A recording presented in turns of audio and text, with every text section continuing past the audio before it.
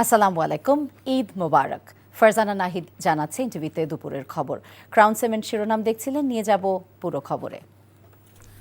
জাতীয় নির্বাচনের জন্য এপ্রিল মাস কোনোভাবেই উপযোগী নয় বলে মনে করে বিএনপি।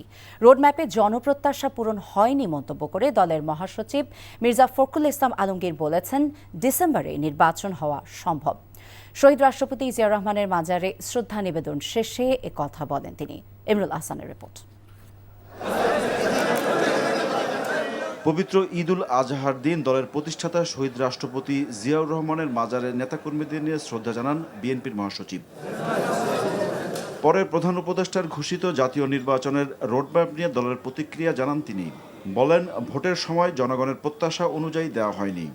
আমরা ডিসেম্বরের মধ্যে এই নির্বাচন চেয়েছিলাম, জনগণের প্রত্যাশাও তাই ছিল। এই প্রত্যাশা জনগণের পূরণ হয়নি এবং যে সময়টি নির্ধারণ করা হয়েছে সময়টি বাংলাদেশি নির্বাচনের জন্য সঠিক সময় নয়। এখানে আপনার যে প্রচণ্ড গরম, ঝড় বৃষ্টি হওয়ার আশঙ্কা থাকে ওই সময়, তারপরে রোজার পরে পরেই পাবলিক পরীক্ষা আছে। সুতরাং এই সময়টা খুব চিন্তা করে দেওয়া হয়েছে বলে আমাদের কাছে মনে হয় না। এছাড়া নির্বাচনী প্রচারণা করতে হবে রোজার মাসে, যেটাও খুব ডিফিকাল্ট হবে। ডিসেম্বরের মধ্যে নির্বাচনের দাবি করে আসা বিএনপি বলছে, এখনও এই সময়ের মধ্যেই ভোট আয়োজন সম্ভব।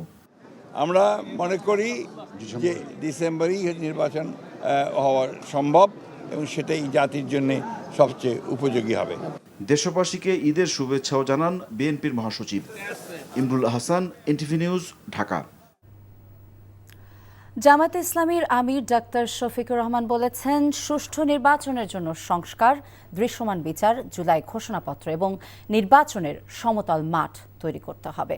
মৌলভীবাজারের কুলাউড়া উপজেলার তুলাপুর ঈদগাহে নিজ এলাকায় ঈদের নামাজ শেষে সাংবাদিকদেরকে তিনি একথা বলেন। জামায়াত আমির বলেন, দেশের বর্তমান সংকট শেষ হওয়া দরকার। দীর্ঘদিন ভোটাধিকার থেকে বঞ্চিত হয়েছে অসংখ্য মানুষ।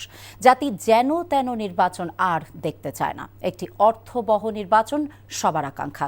এ সময় সিলেট মহানগর জামায়াতের আমির মোহাম্মদ ফখরুল ইসলাম সহ অন্যরা উপস্থিত ছিলেন। সুষ্ঠু একটা নির্বাচনের জন্য আমরা চারটা কথা বলেছি।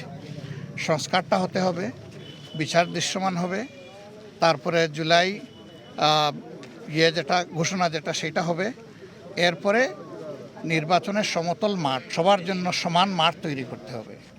উনি ঘোষণা দিয়েছেন একটা তারিখের, কিন্তু এই সুযোগগুলো সৃষ্টি না করলে একটা অর্থবহ নির্বাচন হবে না।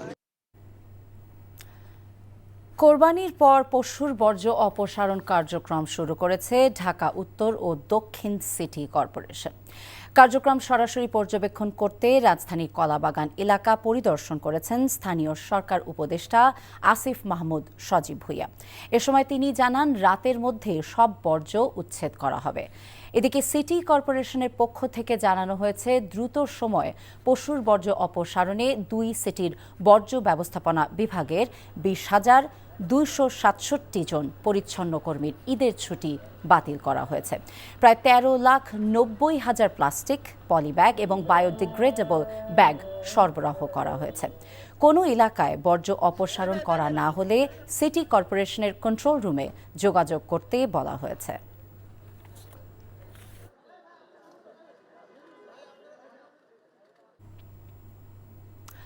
দর্শক, কোরবানির পর পশুর বর্জ্য ব্যবস্থাপনার খবর জানাতে রাজধানীর আগারগাঁও এলাকায় আছেন স্টাফ করেসপন্ডেন্ট নাজিবুর রহমান। আমরা তার সাথে সরাসরি যুক্ত হব।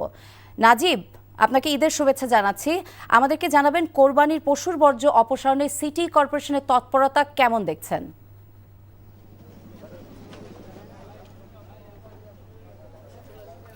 আপনাকে ঈদের শুভেচ্ছা।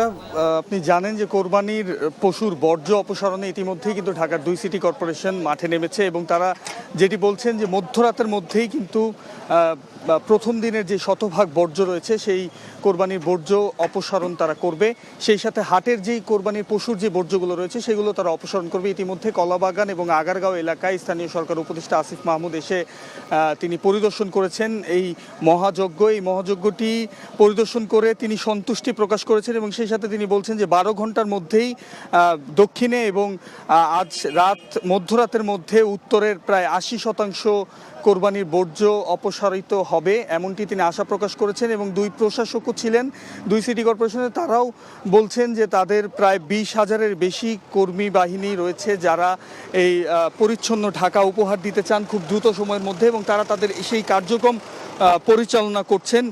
আপনারা নিশ্চয়ই দেখতে পাচ্ছেন যে অত্যাধুনিক সব যন্ত্রপাতি দিয়ে এই কার্যক্রম পরিচালনা তারা করছেন। তো সব মিলিয়ে বলা যায় যে আজ রাতের মধ্যেই হয়তো একটি পরিচ্ছন্ন ঢাকা পাবেন, এমনটি তারা আশ্বস্ত করেছেন। তো পরবর্তীতে হয়তো আপনাদেরকে আরও কিছু তথ্য আমরা জানাতে পারবো। এই ছিল আমার কাছে সর্বশেষ। দর্শক, আমরা জানছিলাম কোরবানির পশুর বর্জ্য অপসারণের খবর। মার্কেন্টাইল ব্যাংক অর্থনীতির খবর। ঈদের ছুটিতে পর্যটকদের বরণ করে নিতে প্রস্তুত সুনামগঞ্জের টাঙ্গুয়ার হাওর, রাঙামাটি সহ দেশের পর্যটন স্পটগুলো। দেখতে অনেকটা ভারত নিয়ন্ত্রিত কাশ্মীরের শ্রীনগরের মতো। প্রাকৃতিক সৌন্দর্যের লীলাভূমি টাঙ্গুয়ার হাওরের মনোমুগ্ধকর দৃশ্য দেখতে অনেকেই আসেন এখানে। প্রায় 100 কিলোমিটারের অধিক জায়গা জুড়ে সুনামগঞ্জের টাঙ্গুয়ার হাওর দেশের সর্ববৃহৎ জলাভূমি। হাওরের রানী টাঙ্গুয়ার হাওরের এখন ভরা যৌবন। বর্ষাকালে এই টাঙ্গুয়ার হাওর সাজে অপরূপ রূপে। পুরো সুনামগঞ্জ জেলা যেন পরিণত হয় এক দ্বীপে। এবারে ঈদের ছুটিতে কয়েক লাখ পর্যটক আসবে বলে আশা সংশ্লিষ্টদের। এছাড়া পর্যটকদের জন্য প্রস্তুত হচ্ছে রাঙামাটি। ঈদের টানা ছুটিতে অনেকেই ঘুরে বেড়াবেন সাজেক ভ্যালি, ঝুলন্ত সেতু, কাপ্তাই লেক সহ দৃশ্যনন্দন লেকগুলোতে।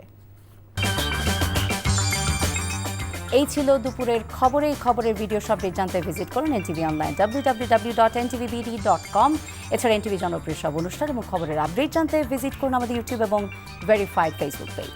সবাইকে ধন্যবাদ এবং আবারও ঈদ মোবারক।